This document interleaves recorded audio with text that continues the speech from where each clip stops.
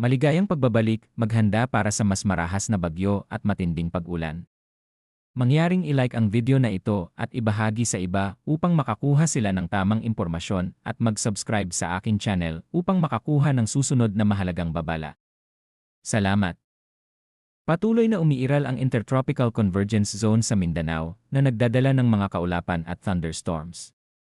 Samantala, ang malamig na hanging amihan ay umaabot pa rin sa extreme northern Luzon, dahilan ng maaliwalas ngunit malamig na panahon sa bahaging ito ng bansa. Dagdag pa rito, nananatiling nasa labas ng Philippine Area of Responsibility ang Tropical Storm Koto na dating tinawag na Verbena. Bahagya itong humina at halos hindi gumagalaw sa dagat kanluran ng bansa. Kahit nasa malayo, wala itong direktang epekto sa ating kalupaan sa ngayon. Forecast weather conditions, Eastern Visayas, Caraga, at Davao Region, makakaranas ng maulap na kalangitan na may kalat-kalat na pag-ulan at thunderstorms.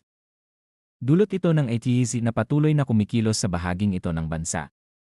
Maging alerto dahil posibleng magkaroon ng biglaang pagbaha at pagguho ng lupa, lalo na kapag bumuhos ang malalakas na ulan. Batanes, mananatiling maulap ang papawirin na may bahagyang pag-ulan. Hatid ito ng malamig na amihan. Walang inaasahang malaking epekto, maliban sa mas malamig na simoy ng hangin. Natitirang bahagi ng Mindanao, bahagyang maulap hanggang maulap ang kalangitan na may mga biglaang pag-ulan o thunderstorms. Ito rin ay dulot ng ATEZ. Kapag may malalakas na bagyong kulog, posibleng magkaroon ng flash floods at landslides, Palawan at natitirang bahagi ng Visayas. Asahan ang bahagyang maulap hanggang maulap na panahon na may pulupulong ulan o thunderstorms dahil sa localized thunderstorms.